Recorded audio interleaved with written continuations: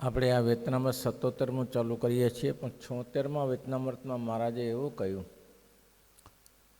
કે કોઈ કોઈનો વાંક ન હોય, કોઈ કોઈનો દોષ ન હોય, તેમ છતાંય એને આપણામાં ગમતામાં કરાવીએ અને એના ગમતાથી રહિત થઈએ, છતાં લેશ માત્ર એને સંશય થાય નહીં, પાછો ન પડે. એવા ભક્તની સાથે તો મહારાજ કે અમારે વગર કંઈ શ્રેય હેત થાય છે. અને પહેલાંને તો પરાણે પાડા મૂડીએ ત્યારે ઠેકાણું પડે, પણ તેમ છતાં હેત થાય નહીં. વાંક વગર વાંકે પરેશાન કરીએ તોય પણ એમ કે ના ના પ્રભુ કંઈક મારા હિત માટે જ કરતા હશે ને, અહિત માટે જરૂર કહે, એને શું મારી સાથે સ્વાર્થ છે. આવો જેને પ્રભુનો ગુણ હોય તેની તો મહારાજ કે વાત અલગ છે. આ મુરજી બ્રહ્મચારીને કેટલી વાર મહારાજે હેરાન કર્યા. હવે મોજળી ચોપડ કાઢી મૂક્યા. હવે એમાં હું મોટું પાપ કર્યું ત્યારે. આવી રીતે પછી રસ્તામાં મહારાજને મુરજી બ્રહ્મચારી બે જતા હતા, લેવા દેવા વગર. મહારાજ કે મુરજી બ્રહ્મચારી તમારામાં ઠેકાણું નથી, માગી ખાતા આવડતું નથી તમને. હવે મહારાજ તો ભગવાન છે, પુરુષોત્તમ નારાયણ ધારે કરી શકે. જાઓ આ ગામમાં જઈને માગી આવો. તે આખા ગામમાં ગયા કે કાંઈ મળ્યું નહીં. મહારાજને કે મહારાજ આ ગામમાં કોઈ કંઈ આપ્યું નહીં. અરે માગતા શીખવું પડે, માગીને ખાતા શીખવું પડે તમારે. એવું જરૂર ચાલે તારે. કોઈને હરખા બોલાવો, આ કરો તો ખાવાનું આપે, નહીં તો કોણ આપે ત્યારે. મહારાજ કે મહારાજ કે આવા ને આવા રહ્યા, કશું ભલી વાર ના આવી, ખાતા ના આવડ્યું. લ્યો જો મહારાજ કે અમે જઈએ, અમે ચક્કર મારીને આવી જો, ખાવાનું લઈ આવી છે કે નહીં આવે. એમાં શ્રીજી મહારાજ ઘરથી બહાર નીકળ્યા ને ત્યાં એક ભાઈ આવ્યો કે બાબાજી ક્યાં બિરાજો છો? અહીંયા જ બિરાજે છે ને, મારે તમારે જમાડવાના છે. તે મારે કે લેતા આવો તારે જમવાનું. લાડુ દાળ ભાત ને ભજીયા ને પૂરીને લાયા. લ્યો હવે આને શું વાર લાગે કરું? એટલે આમ ખાવાનું. મારા પાસે શું કે આમ ખાવાનું શીખાય, કે આમ કોઈની પાસે માગવાનું આમ શીખાય, કે આવા ને આવા કે માગવાના આવ્યા. વગર વાંકે મુરજી બ્રહ્મચારીને હેરાન કરે તો કઈના બધા ભેગા ગયા ને પાદરાથી નીકળ્યા અને આગળ ગયા તો પાર્ષદો બધા ભેગા હતા. તો મહારાજને કે મહારાજ ગામમાં માગવા ગયા હશે ભક્તો બધા, પણ કોઈએ કંઈ આપ્યું નહીં. ત્યાં મહારાજ આવ્યા. મહારાજને કે મહારાજ અહીંયા તો ભૂખ્યા છીએ. કે મારા ગામે ક્યાં લાડુ ખાઈને આવ્યા છે, તમે ભૂખ્યા છો? તો તે ગામમાં માગી લાવો. તો ગામમાં માગવા ગયા, ધોકા લઈને પાછળ થયા કે મારા બેટા આવા જુવાન પડ્યા છો ને માગવા નીકળ્યા છો, ખાવાનું શું? ભાગ્યા અમે તો ડરના માગ્યા, ઝાડ નીચે બેઠા છીએ. સારું મહારાજ કે શીખવું પડે માગતા. માગતા શીખવું પડે. એમ કોઈ ડાયરેક્ટ જઈને આપણે કહીએ કે આમાં આપો, કોઈને 500 રૂપિયા જોતા હોય, આવા તરવાર લઈને જઈએ. છે કોઈ ભળનો દીકરો રૂપિયા 500 આપે, ભળનો દીકરો 500 રૂપિયા ના આવે, તલવારનો ઘા આવે.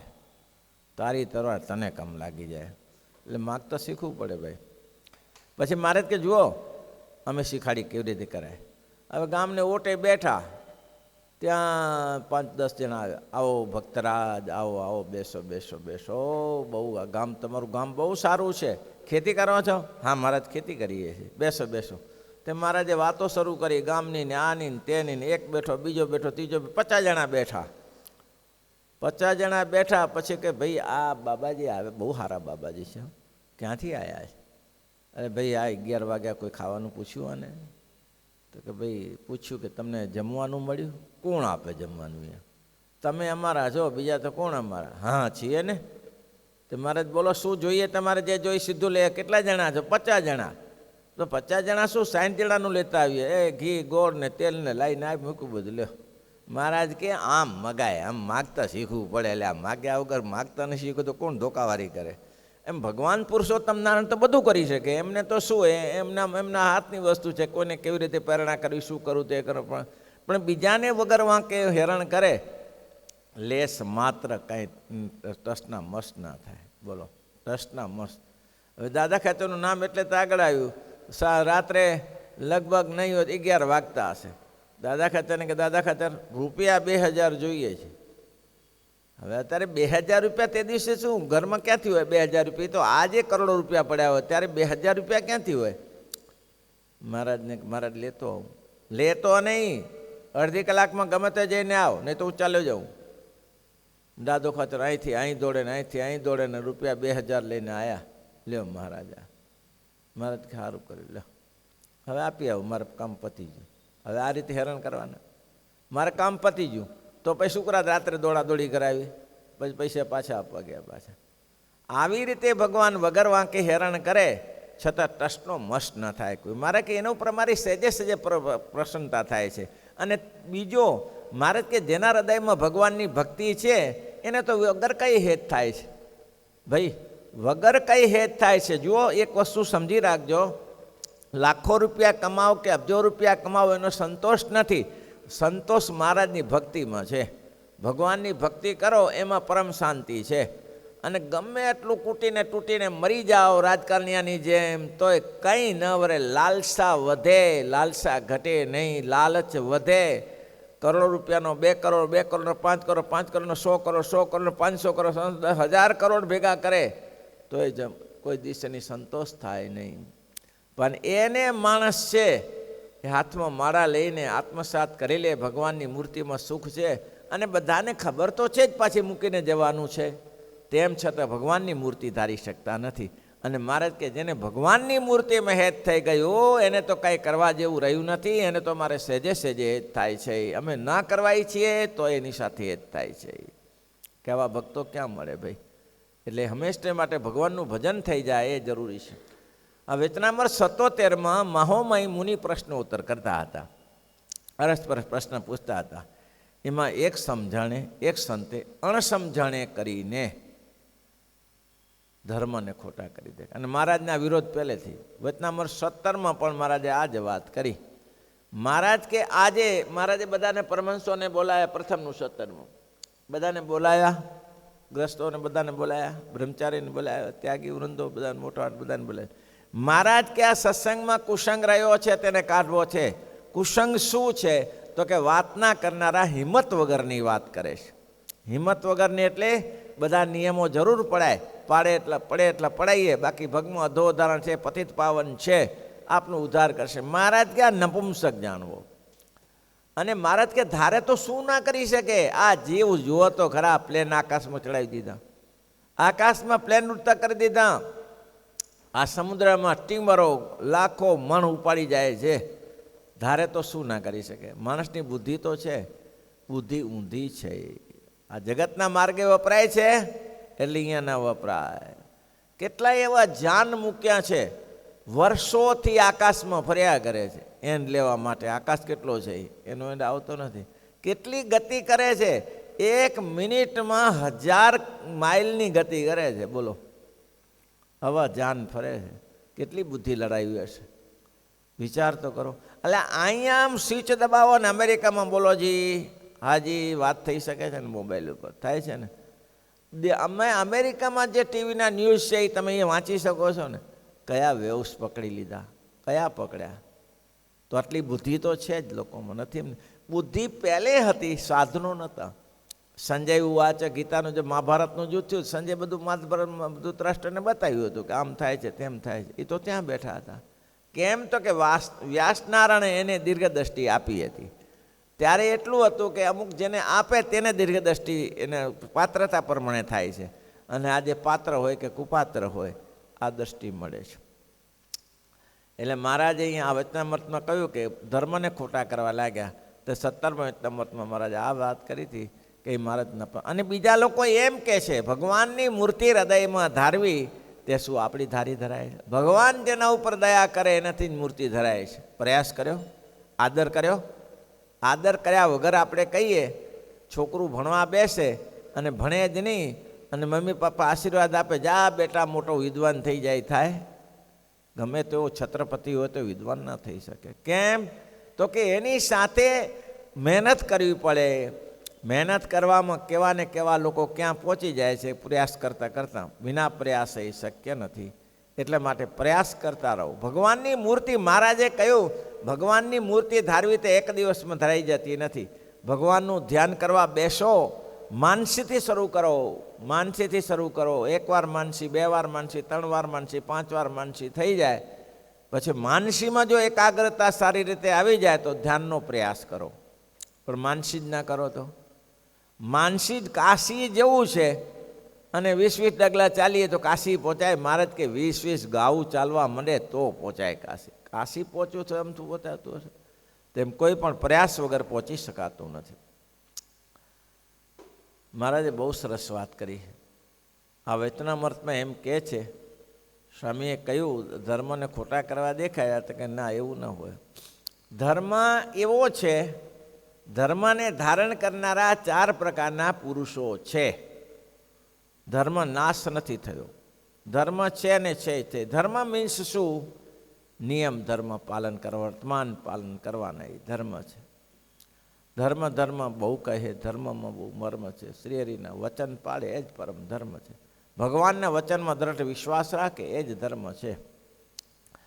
ભગવાનના ધામમાં જે આ જગતમાં જે પુરુષો વિચરે છે એની તમને ને મને ખબર નથી કે કેવા પુરુષો કેવા છે. એ પોતે પોતાનું જ જાણે છે. એક તો ભગવાનના ધામમાં મહામુક્ત જે બધું જ કરીને પહોંચી ચૂકી ગયા છે, બધું પહોંચી વળ્યા છે, એ અક્ષરધામમાં ભગવાન એને લઈ જાય છે.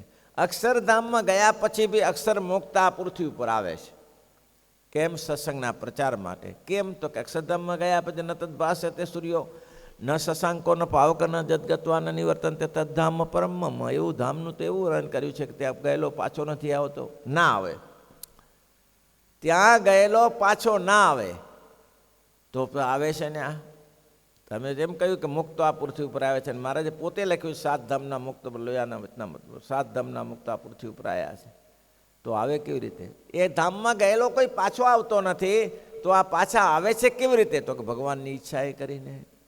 ભગવાનને કોઈ મુક્તને એમ કહે કે ભાઈ તમે આ જાઓ ને આ દેશમાં સત્સંગ કરવા આવ્યા ને. ઘણા મોટા મોટા સંતો આવ્યા. શંકરાચાર્ય પૃથ્વી ઉપર આવ્યા હશે 32 વર્ષની નાની ઉંમરમાં, આખી દુનિયા ખેડી નાખી. એ કોઈ સામાન્ય પુરુષ હશે? આટલી નાની ઉંમરમાં દુનિયા આખી પ્રસાર કરી નાખી 32 વર્ષની ઉંમરમાં. વિવેકાનંદે એ મુક્ત કંઈક પુરુષો હોય ત્યારે આવતા હશે ને. વિવેકાનંદ 35 વર્ષની ઉંમરે દુનિયામાં ડંકો વગાડ્યો. એ કંઈ સામાન્ય પુરુષ નહીં હોય, કોઈ વિશિષ્ટ પુરુષ હશે. એવું બની શકે છે. રામાનંદ સ્વામી 60-62 વર્ષે કલ્પના ન કરો એવું ખેડ્યું. મહારાજે તો ચલાવ્યું, પણ રામાનંદ સ્વામી રાજસ્થાન સુધીનો સત્સંગ, કચ્છ કાઠિયાવાડ સુધીનો સત્સંગ, ચારે બાજુ કચ્છમાં ફરી વળ્યા. એવું કયું સાધન હતું એની પાસે? એને તો એક ઘોડી ઉપર બેઠા એવું કંઈ સાંભળ્યું નથી. હશે, ઘોડા તો વાપરતા હશે ત્યારે, પણ તે એવું કોઈ સાધન નહીં કે ગાડી લઈને પહોંચી જાઓ. આપણે અત્યારે ગાડીઓ છે તો આપણે જવું તો તકલીફ પડે છે, અને સાધનમાં ઘોડાને ઊંટલારીને આ બધા એમાં ને એમાં જતા હતા તો દુનિયા ફેંદી વળતા હતા. જુઓ, એ મહાપુરુષો સિવાય ન થાય. મહારાજની વાત છોડો, એ તો અક્ષરાતીત છે, પુરુષોત્તમ નારાયણ છે. પ્રણબજી બાપાને મૂક્યા. અહીંયા ઘણા ઘણા મોટા પુરુષ, અક્ષરજી સ્વામી આવ્યા, અચ્યુતદાસ સ્વામી આવ્યા. આ કચ્છનો સત્સંગ ફેલાવવા માટે સત્સંગ શું છે એ કચ્છ રાજસ્થાનમાં ભક્તિનંદન સ્વામી આવ્યા. આ બધા મહામુક્ત છે. એને કાંઈ પડી ન હોય. એ જો કોઈને બોલી જાય ને કે ભાઈ ચિંતા ન કર, આમ થશે, તારે કામ થઈ જશે, થઈ જાય એનું કામ. આવા મહાપુરુષો હોય છે. એ મહાપુરુષો અક્ષરધામમાંથી જ્યાં આવતા, ગોપાળાન સ્વામી, મુક્તાનંદ સ્વામીને કંઈ કને કામ નહોતું, પણ મહારાજે શું કીધું કે આપણે જવું છે, આપણે જવું છે, તો અહીંયા આવ્યા. આ બાલકૃષ્ણદાસ સ્વામી ગુણાતીતાનંદ સ્વામીના શિષ્ય, એ એમ કહેતા, કોઈ રાજી થઈ જાય ને કોઈ સારું કામ કરે, ભજન ભક્તિ કરતો, શું કે માગી લે, માગી લે, તારે જે માગવું હોય તે માગી લે. મારી જોડીમાં એક બાજુ અક્ષરધામ છે અને બીજી બાજુ જગતની રાજ સંપત્તિ છે. માગી લે, તને જે જોઈતું માગી લે. હું બોલવું એ થાય. એ કંઈ આ પુરુષનું સાધન કરતે કરતે ના થાય. માનો કે તમે બહુ સાધન કરી નાખ્યા તેનાથી આ શક્તિ ન મળે. એ તો પરમાત્માની શક્તિ છે. એટલે મહારાજ કે અક્ષરધામના મુક્તા પૃથ્વી ઉપર આવે છે એકી, અને એક મુમુક્ષુ આવે છે. મુમુક્ષુ અહીંના જ છે, પણ જેને ભગવાન ભજીને અક્ષરધામમાં જવું છે એવા પુરુષો પણ આ પૃથ્વી ઉપર આવે છે. બીજા પામર નર આ પૃથ્વી ઉપર આવે છે. નહીં પામે પામર નર સુખ રે, નહીં પામે પામર નર સુખ, રહી હરિ વચન થી વિમુખ રે, રહી હરિ વચન થી વિમુખ રે, નહીં પામે પામર નર સુખ રે, સુખ પામશે સંત સુજાણ રે, સુખ પામશે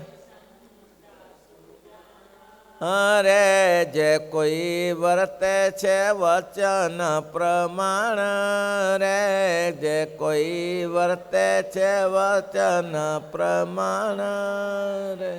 વચનમાં રહેનારા પુરુષ છે આ જગતમાં ત્રીજો પુરુષ છે, પામર નર છે. પહેલા બેનું મુમુક્ષુ છે એ તો ગમે માર્ગ કાઢી લે છે.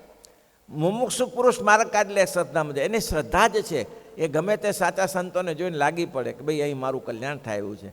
એને ગમે તે તમે કહે તો તમે કરવા તૈયાર થાય. સાચા પુરુષનો શ્રદ્ધા રાખી એ ગમે તે કહે તો એ કરવા થાય. પ્રભુદાસ એક સંત હતા, તે એને પ્રભુદાસ હરિભક્તો હતા, બહુ મુખ સ્વાભાવિક માણસ હતા, ગામનું નામ ભૂલાઈ ગયું. એને પેલા સ્વામીને કહ્યું કે સ્વામી કાંઈ જરૂરિયાત હોય તો કહેજો. તો કે હા, જરૂરિયાત તો બીજી કંઈ નથી, પણ મારે અત્તર જોઈએ છે મહારાજને માટે. હા તો સ્વામી કેટલું જોઈએ? અત્તર તો કે હવે આટલા બધા ભોળા સંત, કશું ખબર નહીં કેટલું મણ ને કેટલું બોટલ થાય. તો કે મારે તો કેટલું જોઈએ, એક મણ બહુ થઈ ગયું. હવે મણ અત્તર લાવું અને પહેલાંનું નિયમ હતું સંતોનું વચન ઉલ્લંઘવાનું નહીં, ગમે તે કરીને એને પૂરું પાડું. હવે એક મણ અત્તર લેવા માટે 2 દિવસ થયા. સ્વામી કે મારે 2 દિવસમાં જવાનું છે, તમે લાયા નહીં? તો કે સ્વામી મેં ઘર ગીરવે મૂક્યું છે, એટલે ઘર ગીરવે મૂકીને પૈસા આપે ને એટલે હું તમને અત્તર લેતો. કેમ ઘર ગીરવે મૂક્યું? સ્વામી મણ અત્તરને તો ઘરે ન હોય ને એટલા પૈસા. અરે મણ અત્તર એટલે કેટલું થાય? અરે સ્વામી કે તો ડબ્બો ભરાય. અરે મારે હું ડબ્બાનું, મારે તો આટલી બોટલમાં જોઈએ. શું સ્વામી તમે પણ આ વાત કરો છો? એક બોટલમાં આટલી એક બોટલમાં જોયું ઓલા ઘર ગીરવે મુકાયું. બોલો. શ્રીજી મહારાજને વાતને ખબર પડી તો શ્રીજી મહારાજ સભામાં જાહેરાત કરી દીધી કે કોઈ અમારા સાધુએ અત્તર ચંદન એવું લાવવું નહીં. બજારમાં જે મળતું હોય લાકડું ચંદનનું મળતું હોય તો ત્યાંથી ચંદન ઘસવું, બાકી પૈસા ખરીદીને ધંધો લાવવો નહીં. અને કોઈની પાસેથી કપડું એ માગવું નહીં પૂજા માટે. ને કોઈને તુલસી પત્રથી પૂજા કરો, તુલસી પત્ર સજે સજે મળતા હોય, ફૂલ મળતા હોય, ફૂલ પુષ્પ ક્યાંક ચોખા મળી જાય તેનાથી પૂજા કરો. ભાઈ આવું થાય પ્રભુદાસ જેવું. બોલો, મણ અત્તર ઘર ગીરવે મૂકવું પડ્યું, એટલે આવું થાય. એ મુમુક્ષુ કહેવાય. એને એક જ વસ્તુ પડી છે, સંતોને રાજી કરવા. પછી એના માટે ઘર વેચાય કે હું વેચાવું, ગમે તે થાય, સંતોને રાજી કરીએ. શ્રીપતિમ શ્રીધરમ